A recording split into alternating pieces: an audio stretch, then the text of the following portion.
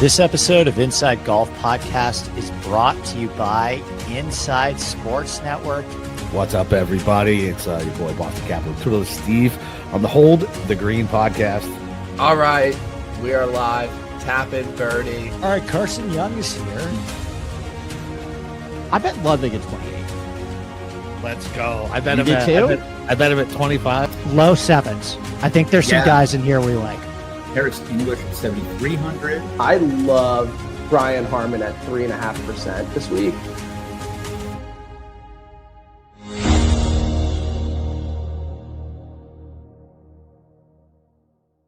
What's up, guys? It's producer Cam here. ISN is now partnered with Shorty's Golf. Shorty's Golf is designed to provide kids with the perfect introduction to the game of golf by offering high-quality clubs and equipment specifically tailored to their need. They offer custom sizes for various age groups, ensuring that the kids have clubs that are tailored to their height and strength. They feature fun, vibrant colors and lightweight stand bags that are easily adjustable. Each set features real stainless steel clubs, high-quality materials, and sturdy construction, making them long-lasting while providing a real golf experience.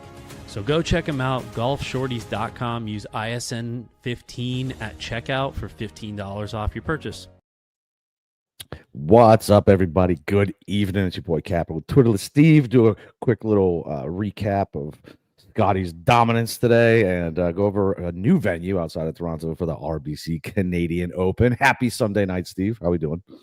Better than what you're doing, and I am very happy you were able to make it through that opening line there. You definitely sounded like you were struggling to get through that. So do you want to tell everybody why you were worse from the wear? I don't even know why you're worse for the wear, other than you sent me a message saying I want to die, I'm wickedly hungover. So Yeah, let's so reveal to the world why exactly you're feeling this way. So we had my daughter's graduation party last night, and so we had relatives come down. So my brother-in-law, my sister-in-law, they had two kids, and their two kids, one's 21, one's 18 too. And so my brother-in-law was my drinking buddy from Navy days in the fire department. So we get after it, and the kids now, they just put us to shame, man. I was up to like fucking 3 a.m. last night. I want to die. I don't stay up till 3 a.m. I slept until like noon. Wandered around the house trying to find caffeine and food, and until like 3, I finally gave up and laid back down on the couch. Like I'm absolutely fucking miserable. Like, and you know me, I drink, right? So like for me to feel this way is just so bad. I guess I don't remember. Like I started mixing the vodka in with the gin, and that was the end of my night. So I have a nice tall glass of water here, trying to not die. Yeah, mixing the booze. Yeah, kids had fun. Yeah, that's never a good decision. And just hangovers hit worse once you hit 40.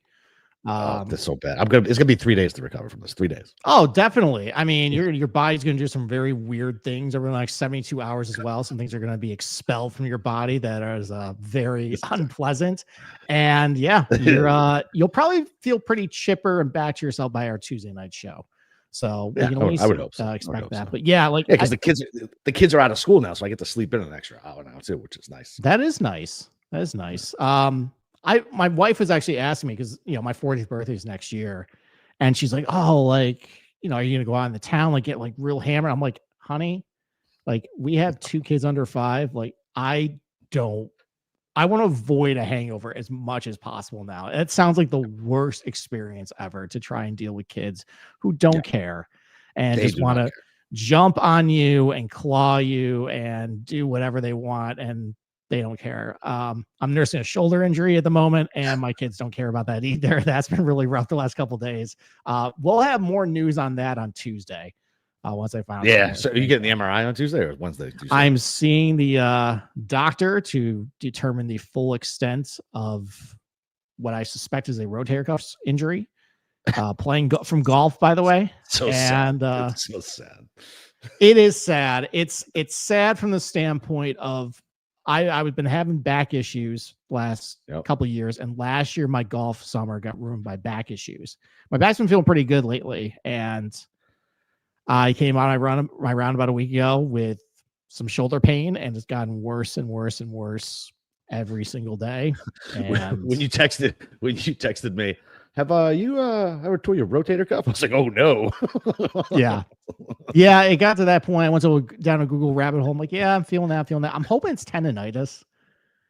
but even That'd be that's nice. not great. So It's better than a fucking torn rotator cuff. Old the green. That's right, Dave. Old the green. yep, there Love you it. go. So stay tuned on that. We'll have that is a developing story that we'll talk about probably on Tuesday once I'm done with the doctors. But we are coming off another win for Scotty Scheffler. As feared on this show on Tuesday. Did I actually bet Scotty? No, I didn't. I only did the top 5. I bet a bunch of other losers without market. So at least I can Vic lap that. Yeah. But he did exactly what he always seems to do. And he kind of just treads water for like 36 holes, 36 and a half or like 2.5 rounds. And then he put the hammer down on Saturday to just really like basically make it inevitable at that point. And even today, it kind of played out the exact same way. Like at the PGA, like he didn't come out very good. He was missing some iron shots and it looked a little loose, but then on the back 9, he just put the hammer down again and it's soul crushing. It is soul crushing golf to watch for him, but you just see like at a golf course like Murrayfield Village about how just guys make stupid sloppy mistakes over and over. Sloppy. And he just like his style of what you call boring golf. He doesn't make mistakes. He doesn't. He takes his bogey. You're never gonna like. So I can't. When was the last time you've seen him make a double bogey? I was trying to think of that today. I can't. I don't remember one. I mean, he had one at Quail, I think, right? Did he? Probably did. Burned out of my memory. Yeah, it was the mud ball on 17. Oh yeah, that's right. The cry about the mud ball. That's right. Yep, exactly. But it just, I mean, that's what I feared so much about Scotty this week was, especially like the last couple of years, like, and this will get to a take about I have about Murrayfield Village is we've seen so many different weather conditions at Murrayfield Village the last couple of years of firm conditions, like really, hot, and then this year was relatively soft with a lot of rain, but every year, though, it still poses the same challenges of if you are offline on a tee shot, if you hit a bad iron shot, you are going to get punished resoundingly. And the bogeys and doubles pile up. And it's just Scotty just hits everything 20 feet, 15 feet. Even if he's off the green, it's going to stuff it at 3 feet, make the putt, move on. And it just, that works so well here. And his hands are unreal. Like I was watching some of those chips today and it's crazy how like he's just so good. It's sickening to watch. He's just so good. Yeah, and it feels like as long as he can obviously the ebbs and flows of your career, but like if this is what he is going to be going forward, it's like how Tiger won this place 5 times. I would probably expect Scotty to probably do the same. Get up there because this golf course just is so tailor made to a guy that just does not make mistakes. Is so consistent. Just has so much confidence in the direction of where the ball is going to go off the tee or off the club face with the irons, and just plays steady Eddie golf. It's just tailor made for him. It's good. It was, I wouldn't say fun to watch it again play out, but I appreciate it a lot more, especially seeing a lot of guys just eject hard this week. I appreciate Scotty more when I see him at a place like this weekend. Yeah, even me, like even me, like I typically don't enjoy it. Like I appreciated it this week because you're right. Like he didn't eject. He doesn't go away. You can feel it coming. Like that's why I texted you last night. Over under football, right? I mean, it was close 4. Man, I mean, everybody just ejects and they make stupid fucking decisions. Like it's crazy, and that it really is. Like I equate it to the Patriots. Like the Patriots would always just wait around until the other team made a stupid fucking mistake and they take advantage of it. And I mean, it happened all the time. And it's always like, well, are the Patriots causing this, right? Is other players knowing Scotty is there? Is just the pressure from him being near him on the leaderboard, knowing that he is so good? Does it force them to make stupid decisions, right? Instead of just keep playing the golf that you were playing to get you there. Don't change it now just because Scotty's near you. I feel like that happens. And I guess that has to be just from the pressure of knowing Scotty is coming behind you with a sickle. Mm-hmm. Yeah, and actually, they were interviewing Sepp Straka before the round, and actually, they asked him directly that. They're like, listen, Scotty Scheffler, he's leading. You're down by 5, and he's had so much success here. He's so consistent. Does that change your strategy of what you're going to play today? And Sepp gave the answer of like, no, it doesn't. Like, you still got to play these shots and still punish you, and you just kind of see what happens. But I think I agree to some sense of like there definitely has to be something in the back of your head, like, all right, how can I actually get over the top and beat this guy? Because he's not going to fall back. So, and that's why you see guys maybe in a bad spot from the rough try and go for the green, go for the pin, and get punished resoundingly because they're going for the win or not. And, second place is just the last place loser, essentially. And these guys know that. Fat check in a place like this, though. Yeah, exactly. So it is nice to have the guaranteed paycheck. So, so what are some other takes you have come away from this weekend? This is something we're going to start doing a little more going forward. So just rapid fire take. What's something that's you're burning on coming out of this tournament that you want to just quickly hit on? It's not even so my first take isn't even on this tournament. It was on the female US Open. Why don't we play Erin Hills more? That place is fucking awesome. The place is awesome. Why don't we play that place more? Is it because it's unfair to the soft ass PGA players? That's got to be the reason, right? No, that's not the reason why. I actually did not watch any of the female US Open. I watched so much golf I can watch. I was dead on the couch, man. I was flipping around. There you go. No, I think the reason why they don't play Erin Hills is it is very difficult to get to. Kind of like this tournament that we're going to play, the RBC Canadian Open. It's way out in the middle of Wisconsin. There's not a lot of hotels and amenities. Yeah. So the infrastructure. That's one reason. And the players didn't really enjoy it all that much. When they played there in 2017, there was the famous video of Karen Na dropping balls in the fescue rough and complaining about it.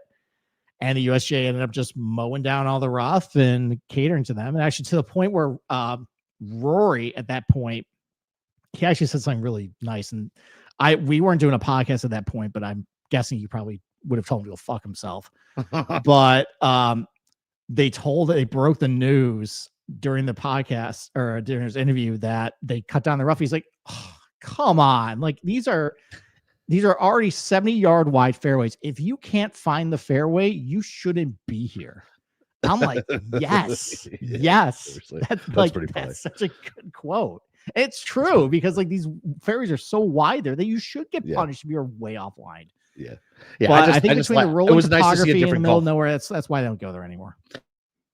Yeah, because it was just nice to see a different golf course, right? It doesn't not your typical bullshit PGA tree lined cookie cutter shit. So that was the first thing. The difference was from a weekly basis was like, oh man, I would like to see these guys struggle on a place like this. Okay, all right. So I have a golf course take too, but it goes back to Murphy Village, and I feel like when we go to these golf courses that play soft and it's 25 under and there's a lot of just wishful thinking of, well, why can't every golf course just play firm and fast? Or why can't they be like Murfield Village that just like challenges guys? And I guess what, watching this as I've watched this through the years, I've grown to appreciate this place a lot more.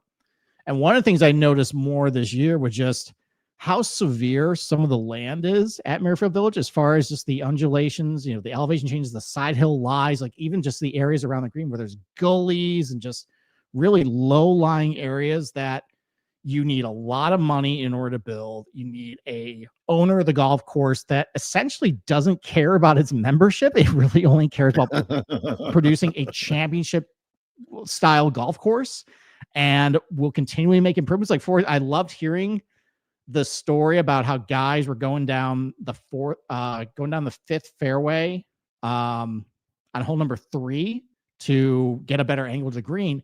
And Jack caught wind of that and grew up the rough like 12 inches because he wanted guys to stop doing that. And he's made little, there's not many guys who own these big championship golf courses will specifically make tweaks every single year just to kind of combat technology and make it tougher. And, and at the end of the day, you have to keep in mind that a lot of these golf courses, there actually has to be real humans that play it. So, right.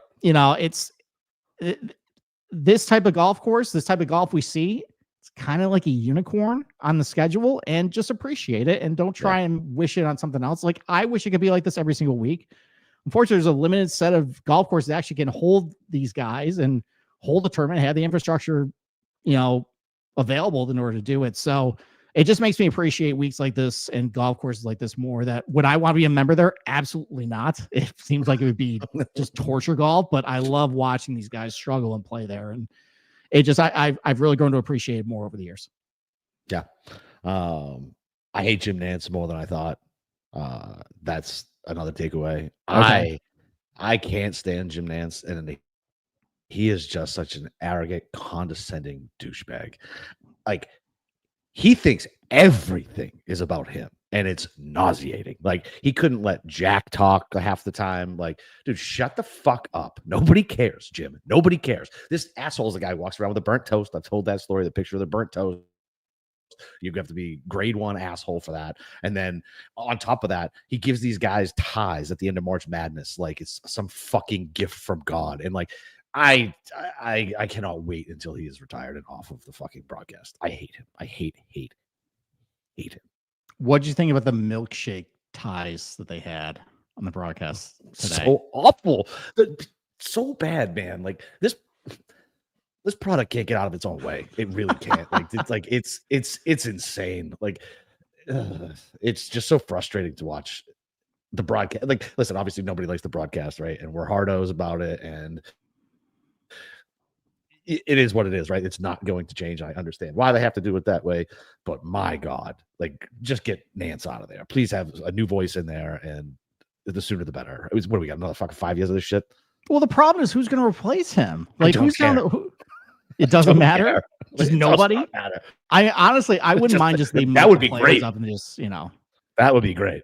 Yeah. That would be amazing. and maybe just have like Immelman just like make commentary off of what they say. But by the way, the NFL kicker you're thinking of that Immelman you think looks like Jay Feely.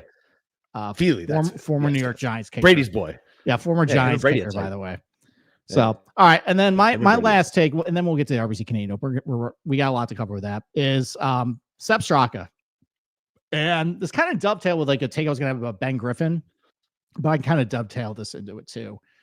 And I appreciate guys who didn't come to the PGA Tour and just had everything handed on a silver platter, or they weren't just anointed as the next best thing. The next one. And Sepp definitely took his lumps when he first came up, and it just seems like he's really worked hard to build his game. He wasn't the most highly touted college kid, coming out. He went to Georgia, and there's a lot of great players that came through there, and he wasn't, the most well thought of it as far as like this guy's a slam dunk in order to make it. And he's turned into one of the best ball strikers in the world, one of the guys that I would trust at a very difficult conditions. And he also won the Amex. Like he's been very good at different styles of golf course. And that really shows up where a player is, to the point where I typically don't bet futures on the Open because of weather concerns. And you could place a bet right now and there could be a giant wave split and it's kaput. But, you could still get him as early today on FanDuel at 100-1. He was at Hard Rock at 75-1. And actually, since that, I placed that bet earlier this afternoon, it's gone down to 80-1. But still, that is a great price. That's a good number For Sepp Straka at Royal Portrush, where you just think about the guys who have won there, or just win Opens. Like, it's not the guys who hit it the longest. It's the guys who are just good ball strikers, solid, consistent. I think the one thing with Sepp, though, he doesn't have a great short game. So if the weather is bad, that can lead him down a bad road. But I mean, you have to have a great short game to do well at Murphy Village. And he came in, third this week. Yep. So, if that number's still available for you, go bet it. Like it would absolutely not surprise me, like down the road. And I think we need to, if you haven't already, we got to start taking him a lot more seriously to actually show up well against these, bigger tournaments and against these, better fields. And he's absolutely somebody who would fit the prototype and blueprint of somebody who would win the Open. So I placed that bet earlier, and I think you probably should too. And if it gets blown away because of a wave split, it's what, 80-1, 100-1 bet. Yeah, exactly. So yeah. As soon as you texted me that, I went and bet it at 75. Yep. So there you go. All right. Before we get to the Canadian Open, obviously, we are part of the Inside Sports Network, and we're very happy to be here. And, we're very happy to give you guys free information and content every single week. But there is a lot more that you are missing if you are not an insider to the Inside Sports Network. Obviously, we have Andy's article that comes out every single week with all the details of the golf course. That is very vital to look at this week because it's a new golf course. He's got a complete breakdown of all of it. We got Ball Hours After Dark. Andy, if you were, we're not a DFS pod, but if you play DFS, Andy's ownership is next. I would put up against anything else out there. He consistently nails ownership and helps you guys know where to pivot and pivot to the right players. So definitely become an insider today. Go to Inside Sports Network. There are plenty of weekly payment plans available. You could subscribe weekly, monthly, or annually. I guarantee you, if you're somebody who only wants to subscribe weekly, you'll end up being an annual subscriber because we have such good stuff. And, the Discord that we have as well is a great community of sharp bettors and minds. So go to InsideSportsNetwork.com because become an insider today. You won't regret it. Yeah, absolutely. The Discord on Thursdays is the best place to be on the planet. Thursday mornings, straight tilting, everybody screaming about everybody. It's my happy place. I get to say the most absurd, violent things, and nobody even bats an eye. It's beautiful. And then Rishi's also got the new tennis podcast going during the French Open. And yeah, listen, Rishi's super sharp. So if you need to be following him on Tennis Man, the guy knows his shit.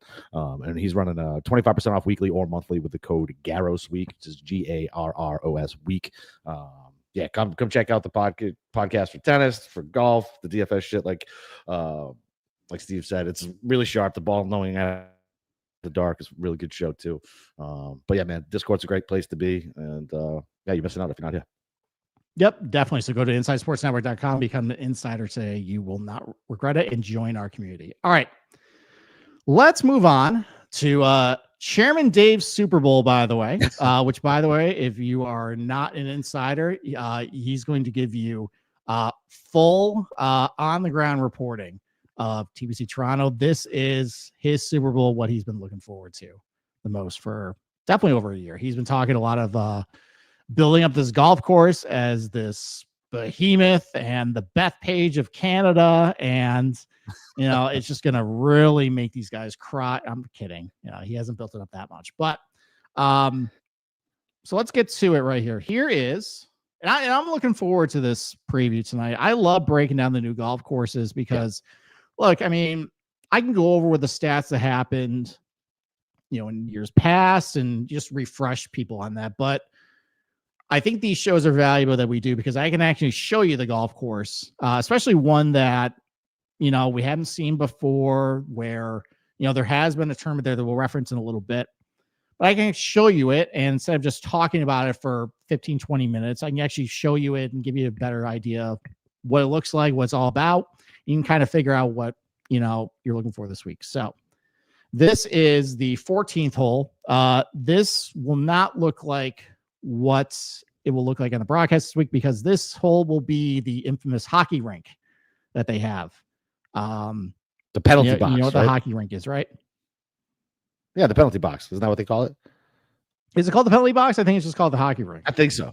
I thought it was a penalty. Either way, yes, it's fine, dude. It's great. It's a nice little niche thing they got going on. It's where the Canadians get all drunk and rowdy and wish that their country could ever bring home a Stanley Cup again. Oh, shots fired. Well, this is where they'll be drinking their Labatt Blue. Love Labatt Blue, by the way. That's the local beer of choice, local Canadian beer of choice in Rochester, New York, at least. Plenty of Labatt will be flowing there that week. So, first impression, by the way, you look at this because we've been to the last couple of golf courses we've been to with the Canadian Open, been kind of more suburban, urban, they're basically on the outskirts of Toronto. So just looking at what's your impression is looking at this golf course kind of, at first glance? Yeah, just we talked about before. It kind of looks like it's in the middle of the nowhere, right? I mean, and it looks like that hole looks like that too. I mean, look, I got a question for you. How come it's always in the Toronto area? Well, because there's it's the biggest city in Canada, and there's a lot of golf courses, and it's there's a lot of sports media is located there. It makes sense. So, although I mean, there's been Hamilton the last couple of years, and that's like an hour south. So, that's like going to Buffalo for me, essentially. Yeah. So, but yeah, it's usually in the Toronto area. I wouldn't mind if they explore. The problem is I don't know if there's golf courses that would be able to hold a PGA Tour event like in British Columbia or Manitoba, or it really seems like it would just be in Toronto. Like, Gotcha. yeah, I guess they could go to Royal Montreal, but honestly, I don't really want to see Royal Montreal again. That's where they played the President's Cup last year. I'm good on that, but yeah, I mean, like this is basically that's kind of my takeaway too. Is it looks like at least aesthetically, it definitely gives me the vibe of like the Canadian wilderness, like going up in the upper provinces, in Ontario, like just rugged and wild. And I kind of like that different kind of flavor that we're going to get this week. Now, so this is the North Course at Osprey Valley. And it's Osprey Valley is it's TPC Toronto. It's a golf resort that's, like you said, literally in the middle of nowhere. It was built in 1992. There's actually 3 golf courses on the property. There's the Hoot Golf Course, which I think is more of like a resort style course, wider fairways, big greens. There's, I think it's called the Hedgerows or Heathrows. That's more like, that's the OG golf course. That's the one that people like best on the property. It's very pretty. It's more architecturally like pleasing. And there's the North Course, which is long and definitely just built for more championship golf courses. So, it looks very pretty. However, this was on the site of an old rock quarry. And you can definitely tell when I go overhead here, you can tell just on this property, this looks like somewhere where they did a bunch of strip mining once upon a time. It's a relatively flat piece of property. There are some undulations to it, but it's mostly man-made, or it's a byproduct of the strip mining they actually did on the property. But yeah, it basically looks like a giant plot of land where they took a bunch of rocks from it. There's a railway that runs to the middle here. But when this golf course came to the area back in the early 90s, the residents around the area were very favorable for it because they thought that it was going to maybe attract businesses and drive up their property values and everything like that. But there's a dark turn that we were going to take right now. Okay. That we're not going to see this week. But there is a controversy around this golf course and this area just a couple miles to it. This is another rock quarry that recently opened up at this golf course a couple of years ago.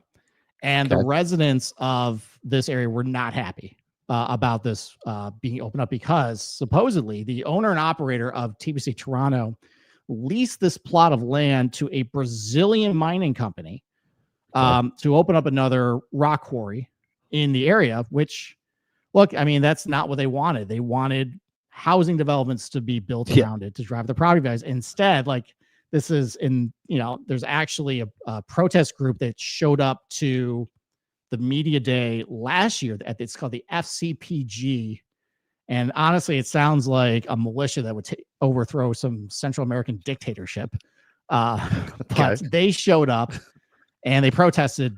They made a big deal of it. They protested the opening of this rock quarry for environmental concerns and everything like that. So, which makes me think that gave me the memory. And I kind of alluded to this before the tournament or before this podcast, that this elicited a memory from last year.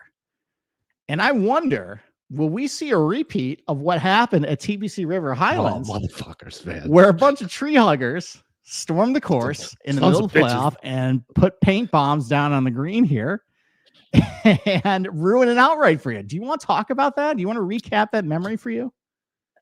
Yeah, like these fucking assholes. So they had to move the pin. And where the pin was, Tom Kim was stuffing it to. And they had to move it. And of course, Scotty fucking wins. All because of these assholes. Like, I don't understand.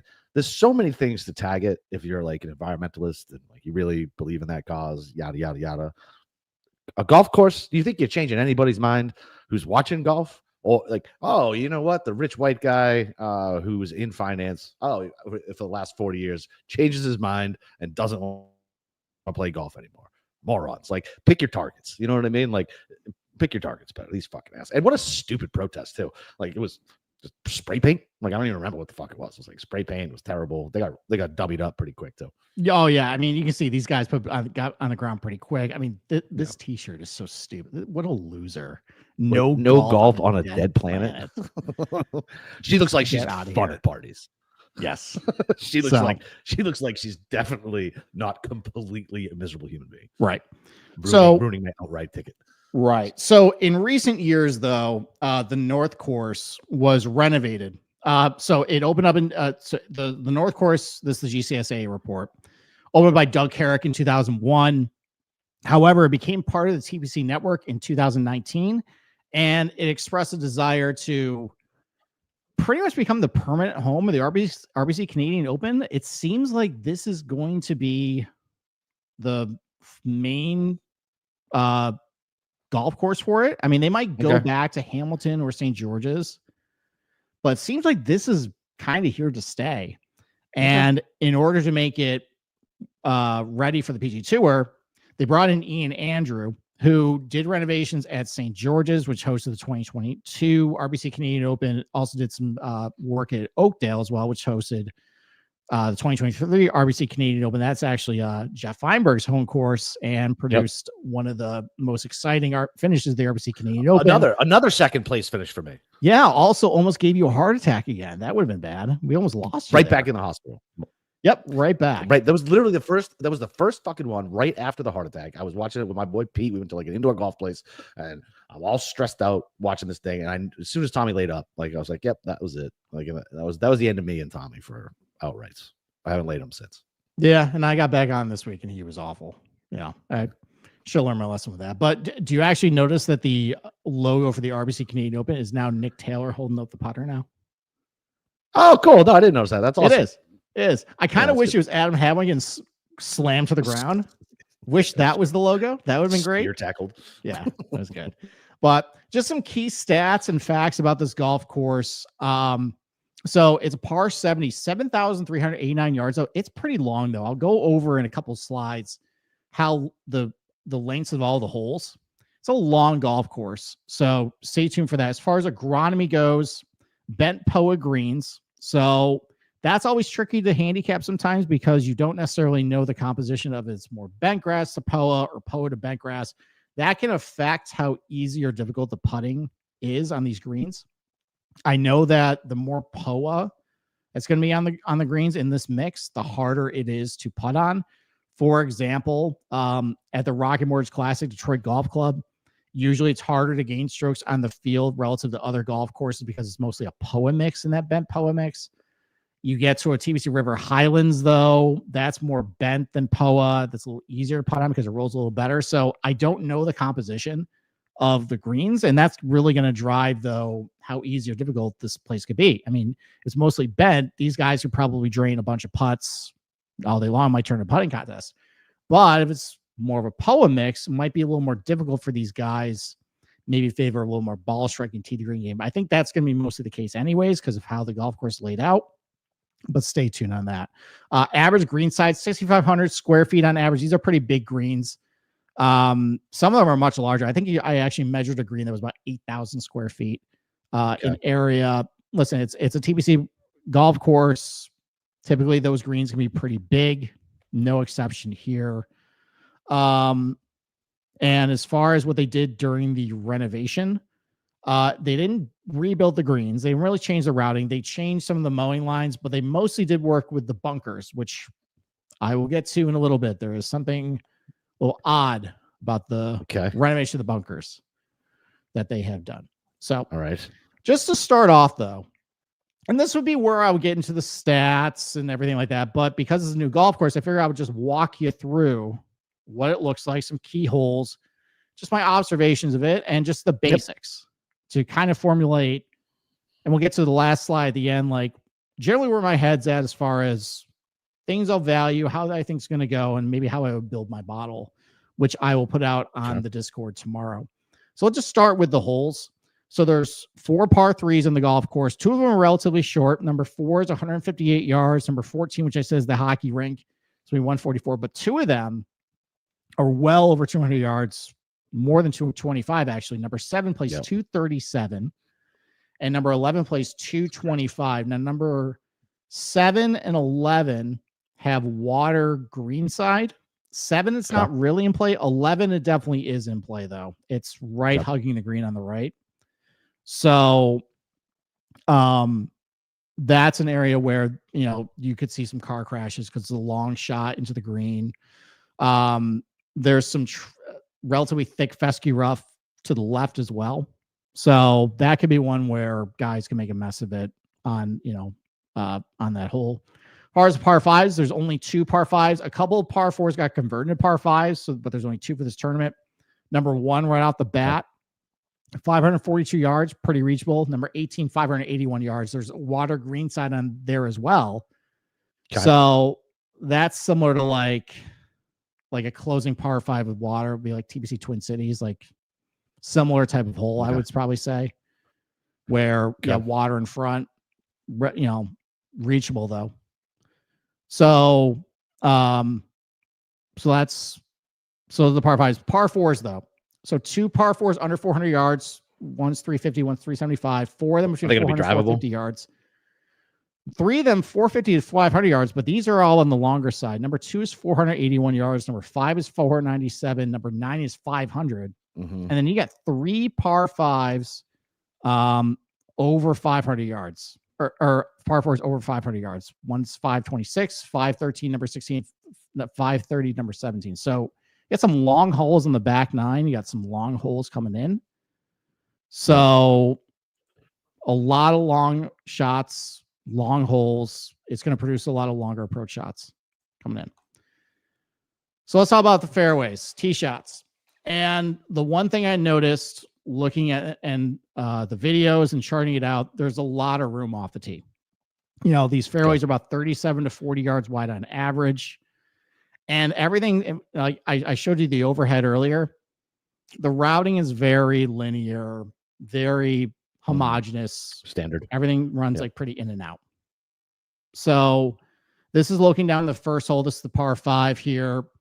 A lot of room off the tee. This bunker is about 330 off the tee. Now, one of the challenges that Ian Andrew wanted to incorporate and Doug Carrick building this golf course was they wanted to run a lot of the holes, like the direction of the fairway. So let's say like this would call for a right to left shot off the tee.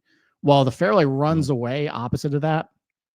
So, and runs towards the trouble here. So the fairway here runs left to right. So it calls for you to hit a right to left shot to basically encourage you one to control the ball once it hits the ground here. So that's one of the areas where it could be a little difficult as far as the tee shots. I mean, honestly, it looks pretty straightforward and wide open for a PGA Tour Pro. Yeah, not all that challenging. The rough is pretty manageable, but if you get a lot farther offline here, some of this fescue can be a little gnarly, so that can be a little bit of a challenge. I made a comp last night on the Discord that this kind of reminds me of if TPC Craig Ranch had a baby with TPC San Antonio. It's gross. And that's, you can kind of see that here where like with Craig Ranch, everything's really right on front of you, a lot of room to operate. The rough can be manageable. Kind of similar at San Antonio, but at San Antonio, like if you get really far offline, there's a lot of like those native grasses. Yeah. You kind of see that here. Okay. So I don't think it's gonna be that big of a problem because the fairways are really generous and there's not really a lot of difficult tee shots. But this is kind of what you see here. And you see a lot of this. Like this is the 5th hole here. I mean, I'm not going to show you many of these, but it's basically the same type of shots. Like you have a pretty wide corridor. You have a fairway here that runs that slopes right to left. So you got to hit a fade to control your ball on the fairway. You got to hit towards these bunkers.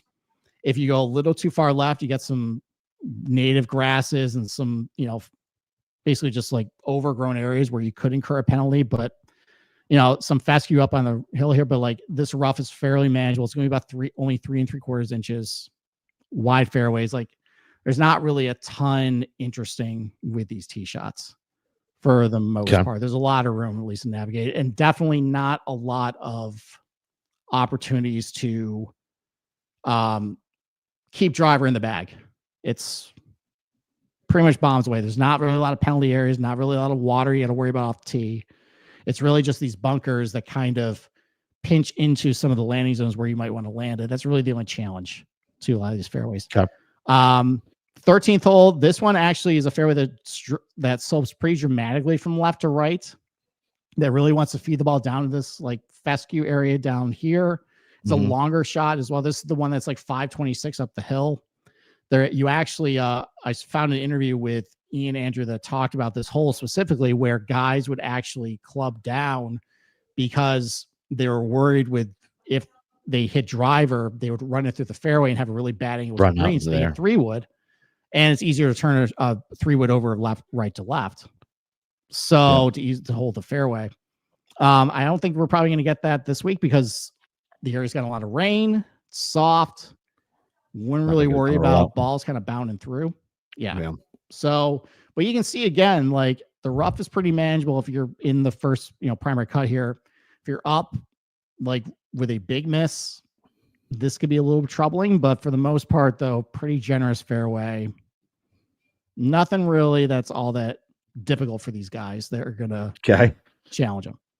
I think this is the only hole where there actually is a little bit of like, it's not just bombs away straight out. So this hole, this is the 15th hole. It's a short par 434, but it's one of the sharper dog legs on the golf course. You can actually cut the corner. I showed from the drone videos here. Yeah. If you aim towards this tree, and guys are going to try and cut the corner in order to shorten the hole. Yeah. You can leave yourself kind of like a wedge, like less than 100 yards. I only highlight this hole because every other hole is really just right in front of you straight away. This is the only one where you might see guys try and cut the corner here, per se. This reminds me of the 9th at TPC River Highlands. So, it's kind of a cool tee shot. This is a pretty boring ass golf course. What's that? This is a pretty boring ass golf course. I mean, tee to green, it definitely is. But it's pretty. I would say it's a very pretty golf course. Okay. But the routing is, look, it's you don't expect much from these TPCs, and you're kind of getting that here. I mean, you're teeing off over a railroad. It's kind of visually interesting, but other than that, it's very straightforward. Tee to green here. I think where there could be challenges, though, is some of the green sides surround, specifically the bunkers. And this is where I think the TPC Craig Ranch, the TPC San Antonio crossover kind of mixes in here. So a lot of these greens, they're pretty big, not a lot of undulation to them, relatively uninteresting, kind of like TPC Craig Ranch. Okay. But at TPC San Antonio, you know how the bunkers are well below the putting surface and a lot of the greens are very elevated? That's basically what most of the greens are at TPC San Antonio. You're basically hitting approach shots into elevated greens with a lot of low-lying areas where if you do miss the green, definitely, especially in a bunker, it's getting back up to the putting surface. It's well below it. So it can be tricky. TPC San Antonio has some of the most difficult bunkers to get up and down from on the PGA Tour. Especially with some of the shapes too here, where like if you end up on the back end of the C-shaped bunker here, that's a lot of real estate to cover. You got to get up, you got to fly it pretty high up to get to it. Or if you're in the rough, you're well below the putting surface. It's not as straightforward as up and down as you would be if you're just, on level plane. On the second hole, there's no bunkers. So if you miss left, you're on plane here with getting up and down. Like this would be relatively easy. I think getting up and down from short grass and some of these aprons can be pretty easy. Fine. If you miss right, this is well below the putting surface here. Oh yeah. So like that can be a little challenging, and to try and get up and down. So I think there will be a little bit of a penalty for missing, in the wrong area. It's not going to be just just get up and down, move on. If you miss the wrong spots, you definitely can get punished here. And then number 4, like you can see here, like these bunkers are well below the putting surface on the par 3 here. You have to get it up and down here. If you miss right, pretty generous bailout, pretty easy. So If you miss left here, that's there's a fall off. You got some fescue here. So I think it really just depends on where you miss it in the green, where it's going to be difficult. Same thing on number 5. You can see again where the bunkers are well. They love these C shapes, huh? What's that? They love these C-shaped ones. Well, I was just about to ask you, have you noticed anything unusual with the bunkers? They all look like that. So here's the thing with the bunkers is they didn't used to look like this. The bunkers, there's a rumor that Doug Carrick was very inspired by the bunker at Royal Melbourne and loved and he actually built those bunkers in that shape. So, just to look at it, so here's the west course of Royal Melbourne. You have, your typical C-shaped bunker like you see here, but you have some puzzle piece bunkers, circular ones. Yeah. Ones are kind of like cloud-like. And actually, this is the original layout of it. You can kind of see that. You have a little bit more variety in a lot of the bunkering where, you have some C shapes here, but you have ones that kind of look like clouds and puzzle pieces. And like this one with a lot of fingers that jut in, it kind of looks like the ones at TPC San Antonio, which has, Australian sandbelt bunkering inspirations too. Yeah. Well, here's the thing though. Ian Andrew comes in and redoes the bunkers. And for whatever reason, they're all shaped like C's or horseshoes. Literally every single one. That's crazy. Well, like here's one that kind of looks like a W here, like like another way fine, but like literally every single bunker, 95% of the bunkers at TPC Toronto looks exactly the same. That's funny.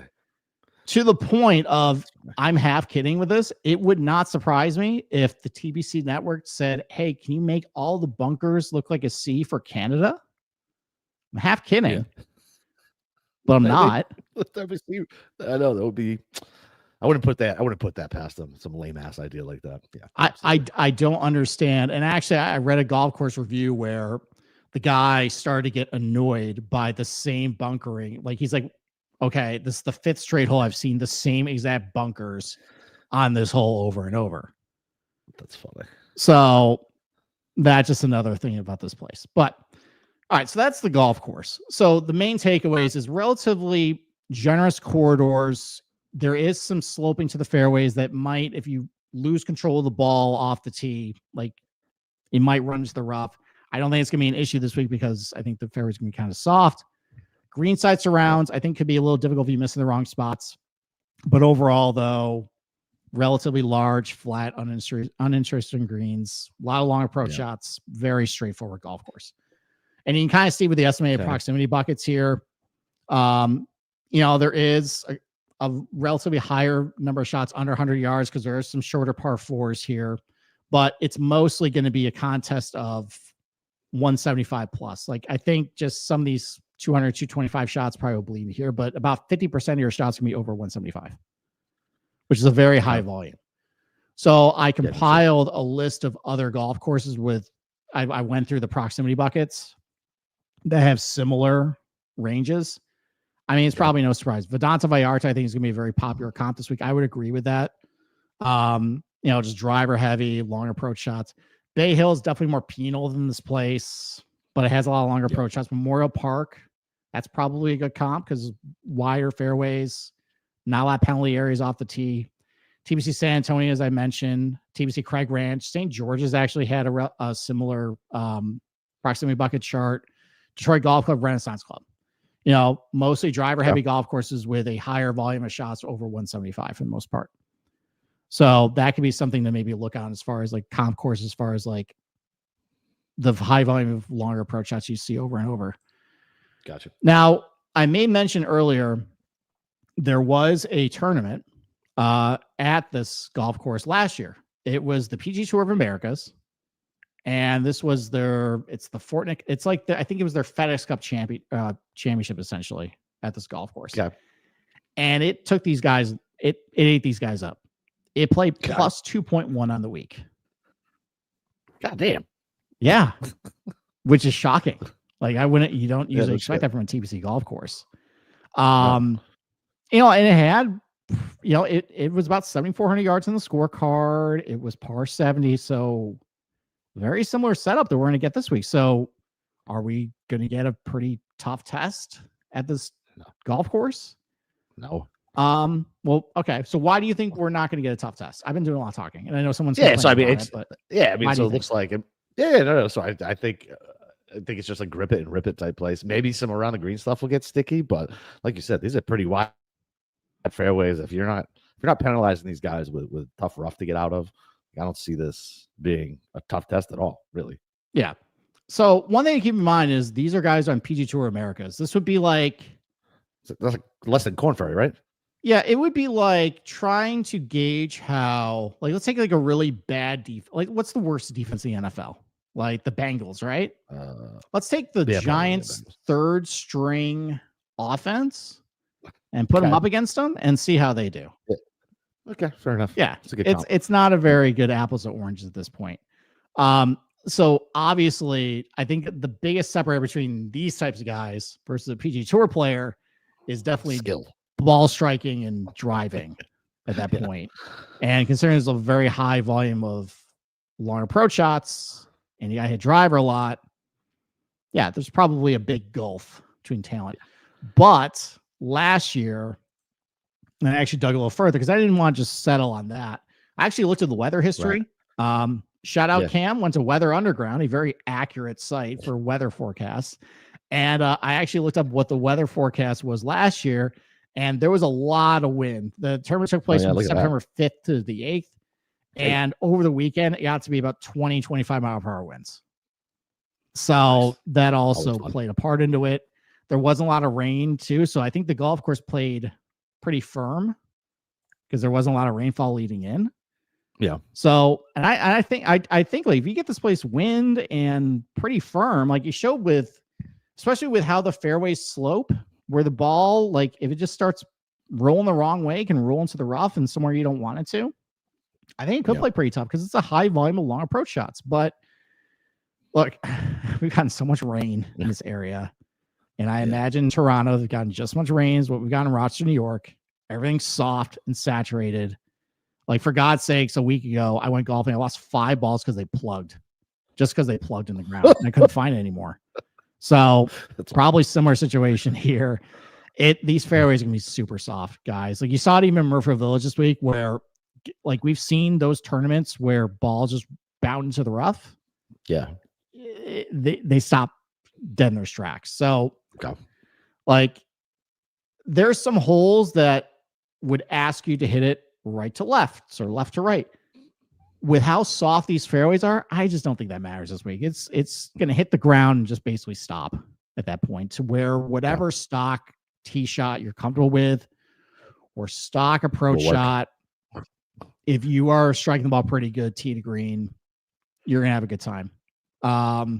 But I think if you definitely are somebody with subpar long iron game, definitely don't have very control with the driver, you could get in trouble here and, you know, lose out on some scoring.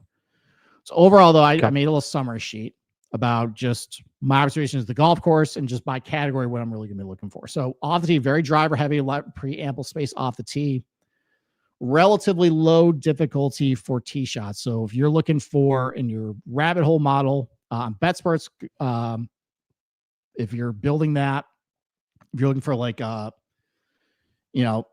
easy gain off the tee, basically like easy off the tee conditions, that would probably be the setting you would want to target.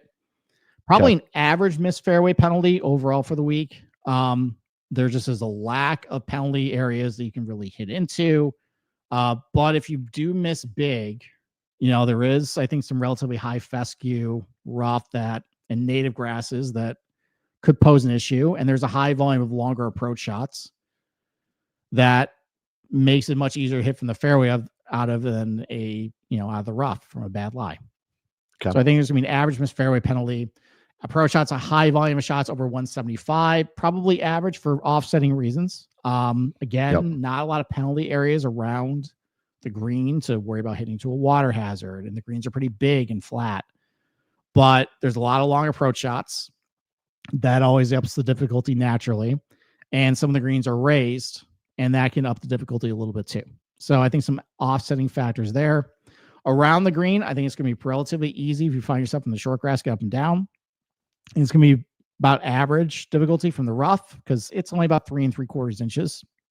If you're on plane with the green, probably not that difficult. But if you're well below the putting surface, trying to get up and down for the rough, there's also some of these greens are built in some knolls as well, where you might be if you're long in the green, you're basically chipping downhill, which can be difficult as well.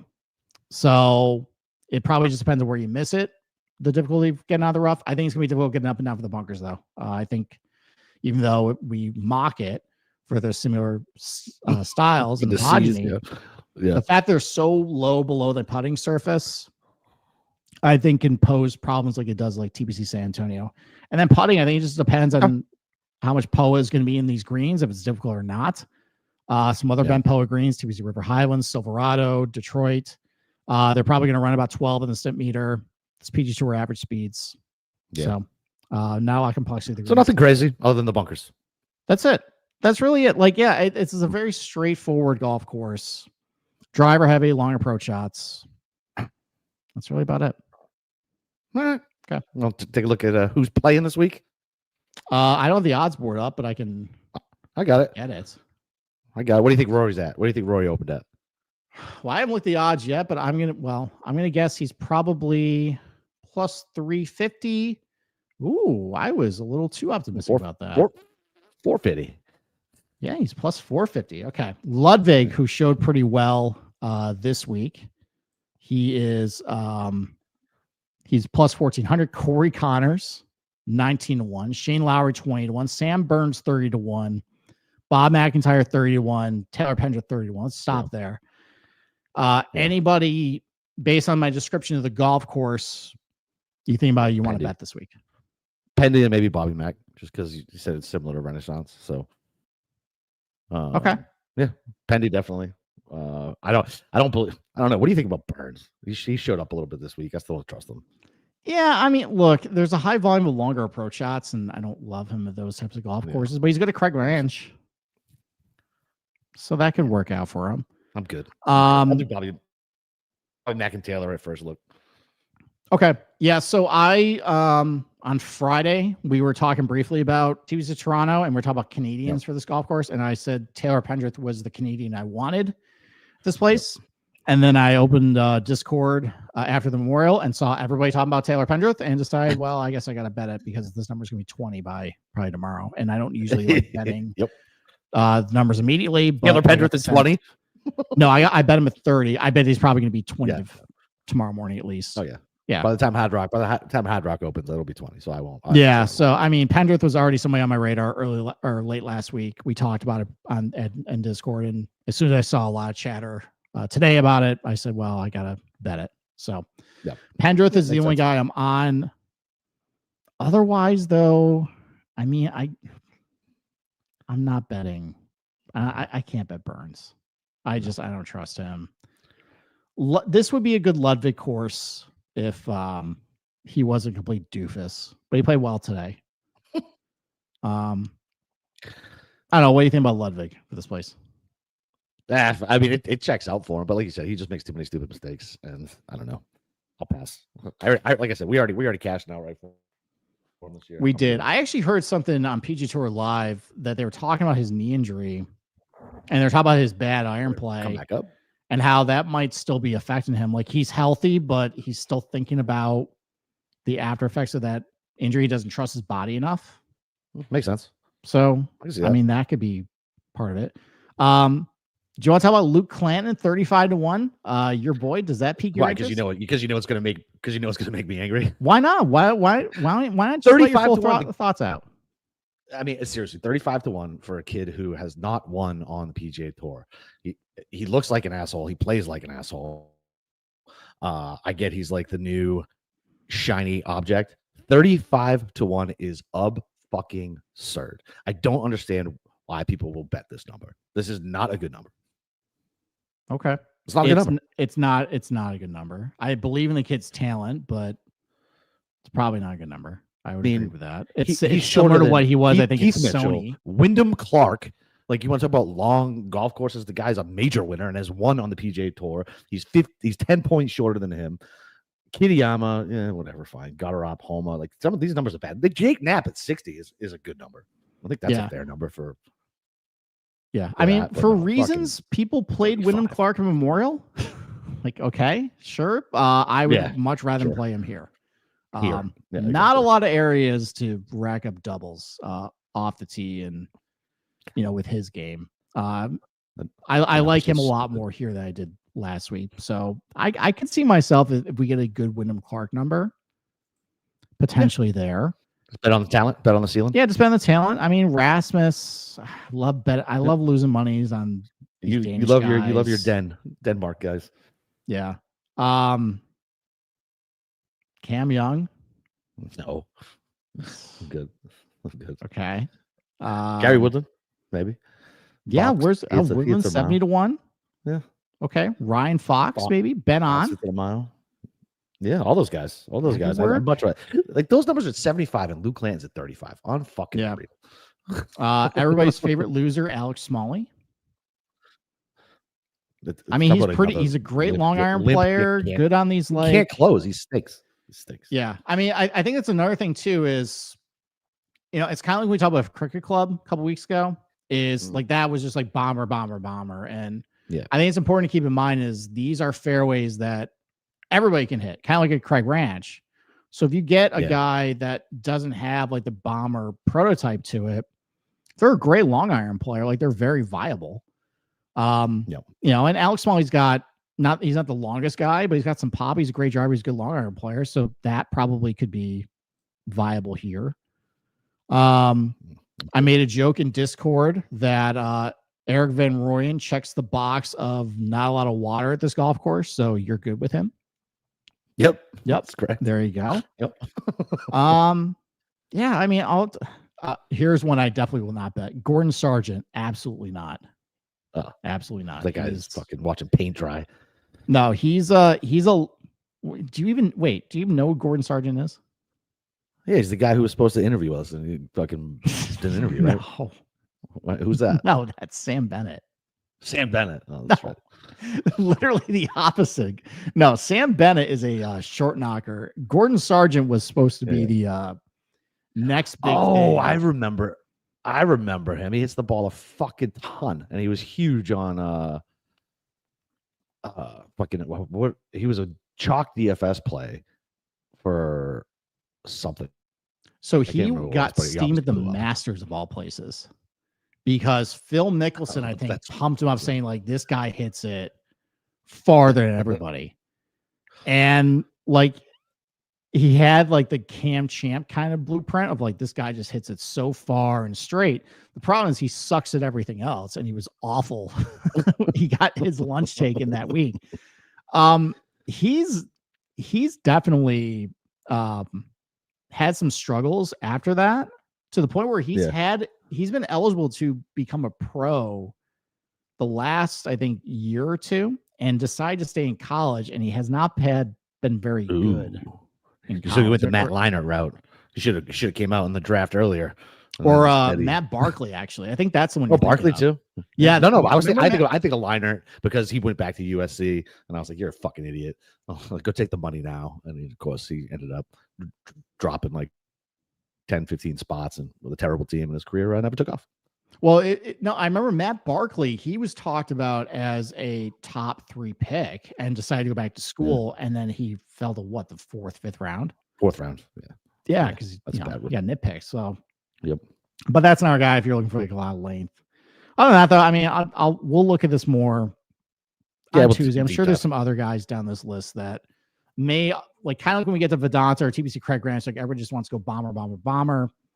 There might be some guys who might be a little shorter, but great with the long irons. That would work there. But yeah, we'll talk about all that on Tuesday. That's right. Yeah, we'll be back Tuesday night, boys. 9:00. We'll be going over the RBC card. Man, I just hope it's not another top of the board. And the only thing I have to look forward to is my placements cashing. So, all right, betting without Rory market this week. Once again, the criminals, the mafia family known as the Seminole Tribe, does not give me the without Scotty, without Rory markets. They just give me shitty odds and tell me to go fuck myself. So that's what they do. All right. So anyway, all right. Happy Sunday night, everybody. We'll be back on fucking Tuesday. Let's go.